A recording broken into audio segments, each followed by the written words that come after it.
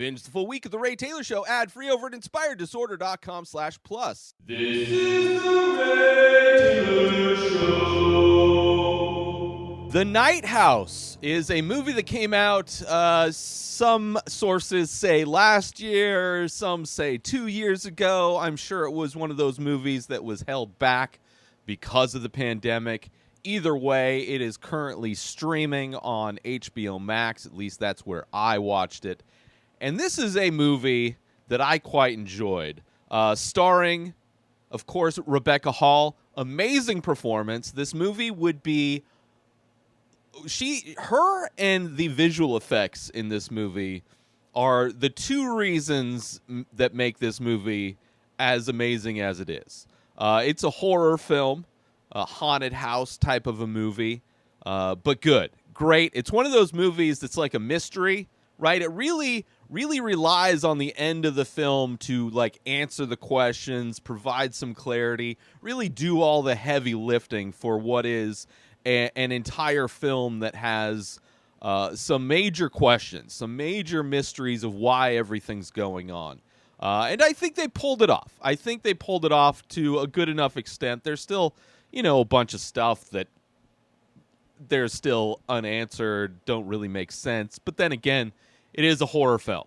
And I would say watching this movie would be a good thing, especially if you're a fan of Rebecca Hall. I think her performance, at least her, and then the specific style of visual effects, right? I would say the visual effects of this movie feel practical. I know there's a lot of digital stuff, not heavy digital, like most movies are, but you could tell there's certain scenes that are digitally manipulated.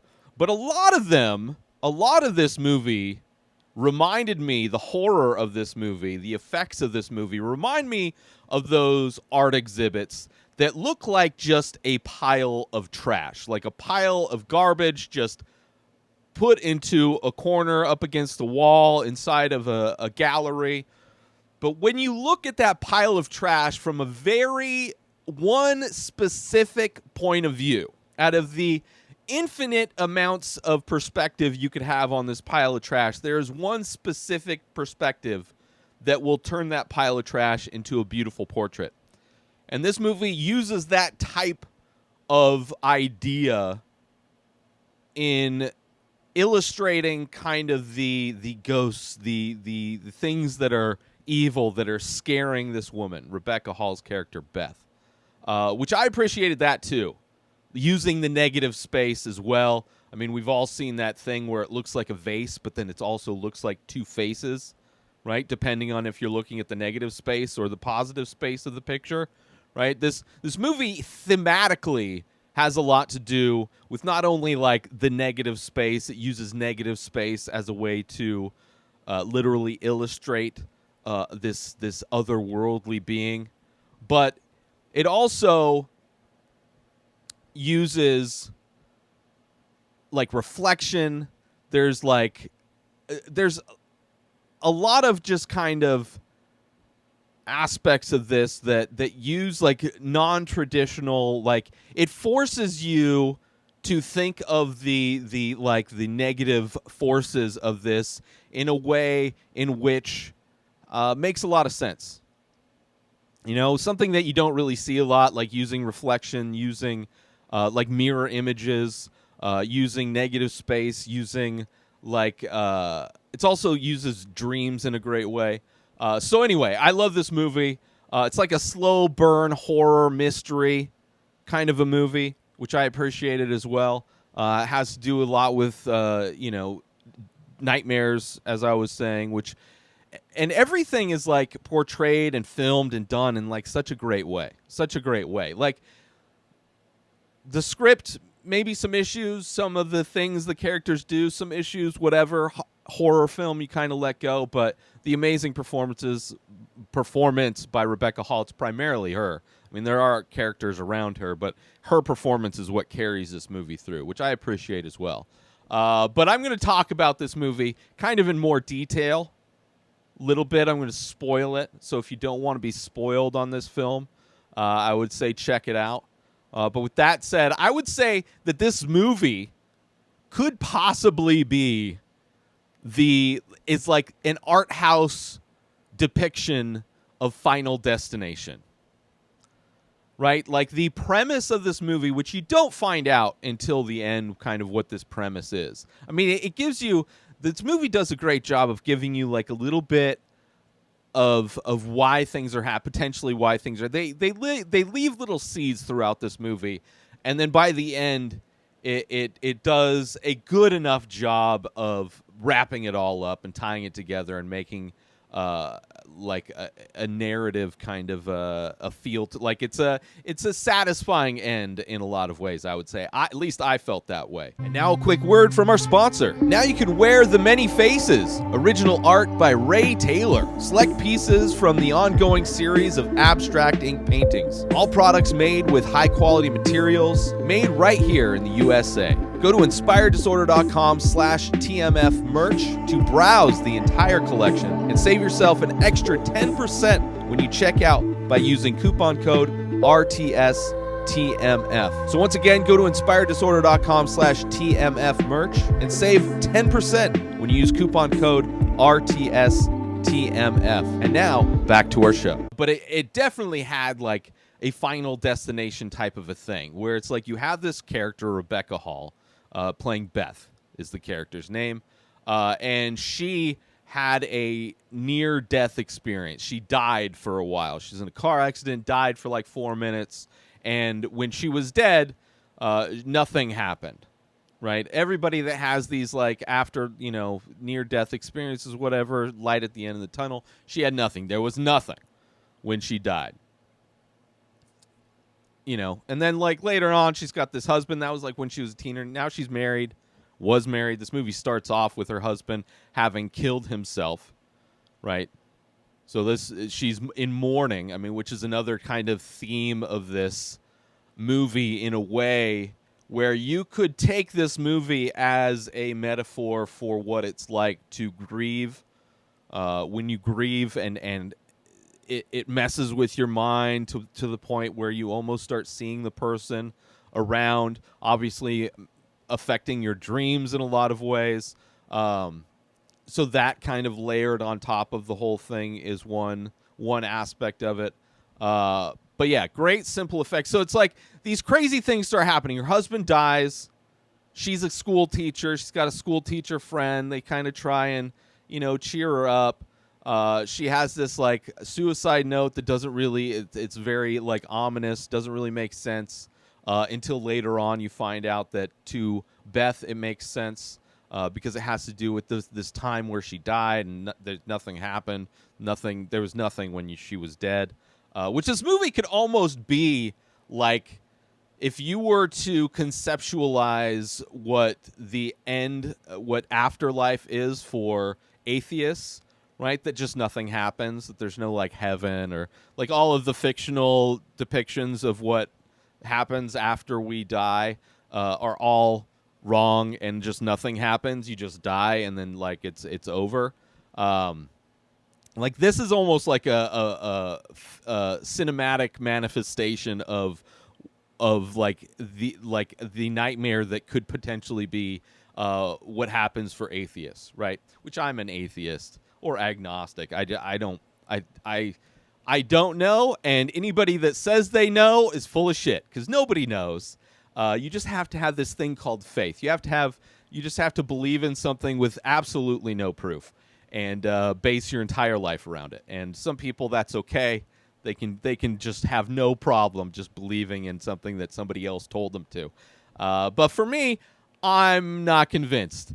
And for this movie, kind of like in that way when that nothing happens, it is similar to Final Destination because what happens, how this movie wraps up is like she finds out that her husband has been killing people and she doesn't really know why. Like there's little clues, like there's this little statue, this like kind of like voodoo type of statue that's supposed to like thing. There's these books that she's reading through, these occult books that are like telling you how to avoid or confuse demons that are after you.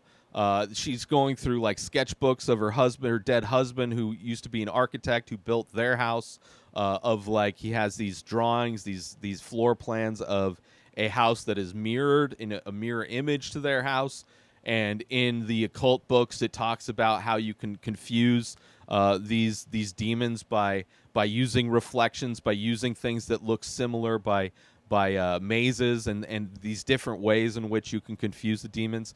So you find out that her husband the whole time was trying to protect his wife from this nothing that she experienced, that she unlocked when she died. And like, because she cheated the nothing, because she cheated death, now it is after her, right? So much like Final Destination. Now, there's not like the kind of crazy Rube Goldberg type of a thing that happens in Final Destination in this movie, but that same kind of premise where these people cheat death and now they're attempting to stay alive, which she was oblivious to it. It was just her husband knew about it and did his research. Like, part of this movie, she finds a picture of a woman that looks similar to her, but she's turned away so you don't see her face. But she knows it's not her because she doesn't own a blouse that person is wearing.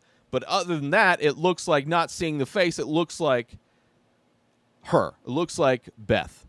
And then you find out that part of her husband Owen's attempt to confuse this monster, he's been killing all of these women that look like Beth, which is interesting. Like, just from like a conceptual point of view, it's interesting kind of a way for everything to kind of tie up. Now, does it make sense that she wouldn't recognize her husband secretly building a replica of their house on the other side of this lake that is just a mirror image of it? Like, somehow he's able to by himself build, and it's not completed. It's like the frame, it's got a bunch of like, plastic around it to keep it kind of weatherproof. It's not a completed house, but still, the dude in secret built mostly a 2-story house. And on top of that, in secret, was luring countless women, which apparently are scattered all about in this place, that look just like Rebecca Hall, right? Tall, thin, brunette, just like all over the place in this area. Lures them all in. Like lots of dead bodies. And somehow kills them all. Never an investigation. Nobody, like, this house, like, nobody knows. So there's like a lot of holes in this story. A lot of holes. Join Inspired Disorder Plus today. Head on over to inspireddisorder.com/plus to join. Membership includes members-only discounts and deals. You get access to the Ray Taylor Show completely ad-free, as well as bonus episodes. You get access to the complete live painting archive. You also get access to every single podcast ever produced by Inspired Disorder, hosted by Ray Taylor. You get access to Ray Taylor's personal blog, as well as the opportunity to ask me any questions. So if you want to start a podcast, you're into art, ask me anything. And so many more things are being added every day to Inspired Disorder Plus. So sign up today, become a member, head on over to inspireddisorder.com/plus and become an Inspired Disorder Plus member today. But the way they depicted, like, the ghost, like I said, using a lot of negative space where it's like, she'll like look and it's supposedly an empty house, but then you notice like the molding of like a pillar lined up with the things behind it become like a silhouette of a person, and then it turns. It does a lot of that stuff, which I really appreciate. I like the visual aesthetic of this. I really enjoyed how they represented the demon. Her performance is great. And the way they wrap it up, it's like, oh, that makes sense. That he was like, because so much of this movie, you feel like either she's killing people because she's having these nightmares, which are crazy nightmares, right? Like realistic, nightmares. Like she'll think she's awoken by a stereo downstairs playing her song, their song, her and Owen's song, just blasting on the stereo downstairs. It'll wake her up, and then she'll go try and find out what's happening, and then next thing she knows, she's waking up at a different part of the house. So there's like a nightmare situation mixed with like sleepwalking, which there's a scene where her husband Owen was getting that, and that's probably part of like this demonic type of a thing that's after her. No real explanation why it was affecting Owen and not her. Whatever. But the way this movie portrays those nightmares and her waking up in different places, it's great. It's great because it's like the nightmare itself is almost like a reflection, an alternate negative space to her awake life, right? The house across on the opposite side of the lake is the night house of her day house, and every night it's like when she has these dreams at night, it becomes like an alternate reality. She steps into the reflection in the mirror where everything is just reversed. And I like that. Even like the house that is on the other side of the lake, the numbers are reversed. So it looks like a mirror version of their house, and that is part of the reason why this demon has been like confused all of these years. And then the husband dies. He kills himself, right? For some reason, he takes off all of his clothes. He like rows out into the lake, into their little boat, takes off all of his clothes, and then shoots himself in the head for some reason. And then because of that, then the demon, I guess, starts haunting Beth. Which all that stuff is great. Because you don't know. You don't know what's going on. It's like, is she having like these... Because she's showing up in different places. Is she killing people? Is she like doing stuff? Did she kill her husband? Like, what is, is she the big bad and she just doesn't even know it? Because that's a thing that happens. Or is it him that's haunting the house? You don't really know until the end. And you find out that the ghost isn't him. It's just like somebody, it's the nothing that she experienced while she was dead. And it's after her. And now that he's dead, it's on to her, which is like digging into this movie, trying to apply my gray matter to the logic of this film ends up being problematic. But you take all of that away, knowing you're watching a horror movie. Visually, it's unique, well shot as well. Performance is great, again, by Rebecca Hall. And it does enough at the end to answer all of the... Like, you find out why everything's happening, for the most part. Like, there's a few initial steps that you just kind of have to just go along with, but everything kind of fits. And I appreciate it. It was a fun movie. I was really surprised. And even, like, there's a scene, one of her nightmares, there's a scene where it's like she...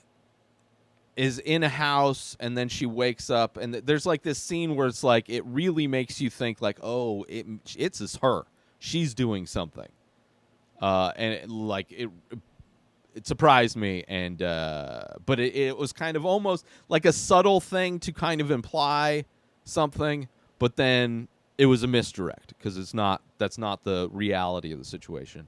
But I appreciated it. I enjoyed the movie. The Night House, it's on HBO Max.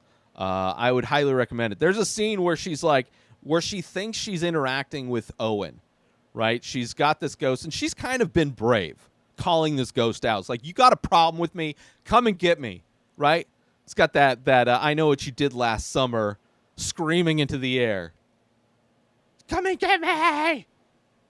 Right? Rebecca Hall just angry going through her house. Like, there's so many times during her nightmares when these things happen where it's like, I wouldn't be that brave to just go around. But I guess, like, when you are certain traumas, you kind of just have this feeling of like, well, I've got nothing left to lose, right? She lost the love of her life.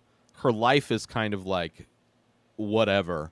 You know, you can kind of have that type of response when you have nothing left to lose. But anyway, great movie. Check it out, The Night House. New episodes of The Ray Taylor Show come out every single day. Subscribe on YouTube and everywhere our podcasts are found. Binge the full week over at inspireddisorder.com/plus. Buy Ray Taylor Show merch over at inspireddisorder.com. And follow the show on Instagram at Ray Taylor Show. Have a wonderful day, everybody. Peace out!